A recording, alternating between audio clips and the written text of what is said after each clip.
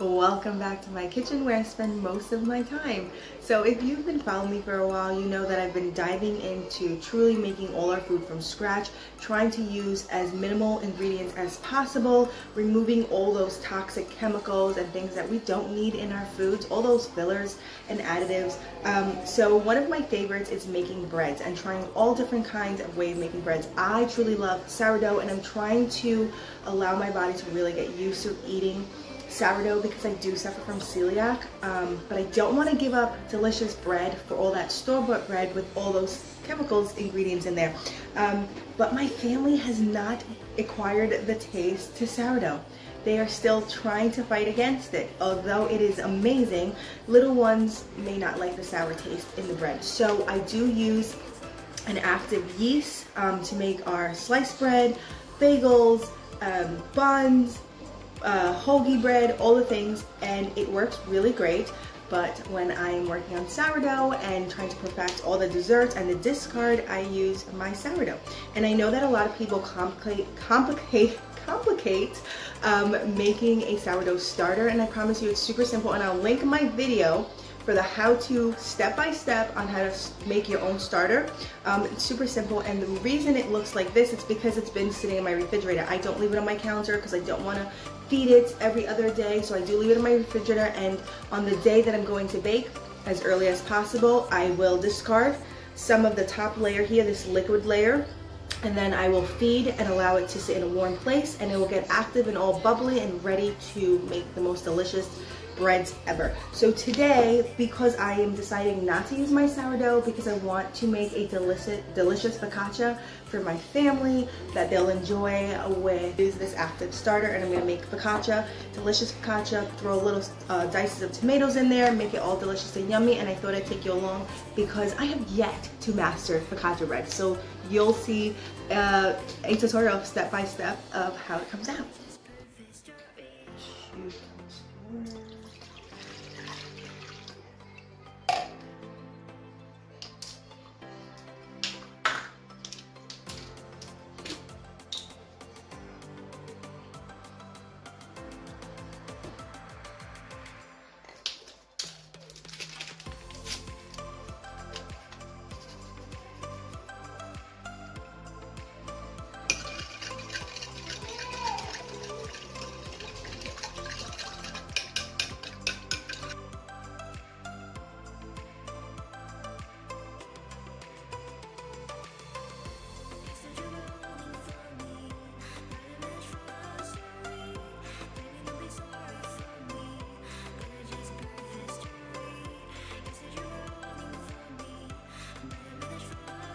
After adding all your ingredients to the bowl, you're going to give it a good mix. Make sure to scrape off all the sides. You want that shaggy dough texture, and then you're going to allow it to sit for 30 minutes for its first rise.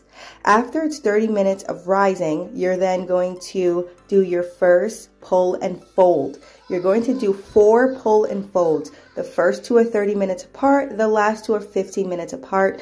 I know it seems crazy, but this is where you're going to get that delicious, crunchy focaccia on the outside and soft on the inside. After your 4 pull and fold, you're then going to oil your baking sheet. Here I am just putting 3 tablespoons of olive oil into that, transferring my dough from my mixing bowl into that baking sheet, and then going to allow it to rise for 1 hour. It's going to get that beautiful rise, and then it's going to be nice and bubbly and ready for me to bake, which is my favorite part. And here in between, I just shared some of the bread I was making that I've been making weekly. Look at that jiggle in that dough. It is delicious. Here I realized that my dough rose really well and that it was not going to bake too well in that baking dish, so I transferred over here, and this is the first time that I am using this pan to make any kind of bread, so I'm hoping that it turns out delicious.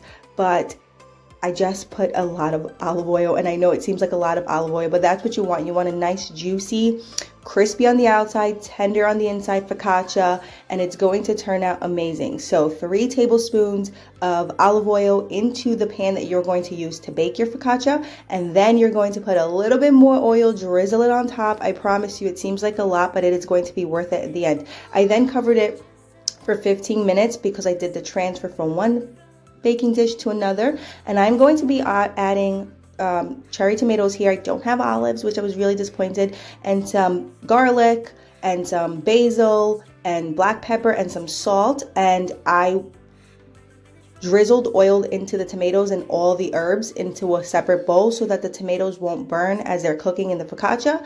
Then I did a little poke, jiggle into my focaccia bread. You want to make sure that you do a lot of dimples in there and you add your seasoning or whatever your toppings are going to be. Bake at 400 for 20 to 22 minutes. And it's crispy on the outside and a delicious soft texture on the inside. And I am so pleased with how it turned out. My son was dying for me to cut this focaccia, but it wasn't ready. I put it on a cooling rack to allow it to cool where it needed to cool, and then we waited about 30 minutes before we cut into it, and it was so crispy on the outside and so tender on the inside. I am so pleased with how it came out. Please leave any of your questions or any comments that you have. Share if you've tried this method of making focaccia, or what other method you tried, and what toppings would you add to your focaccia bread, because this one truly came out so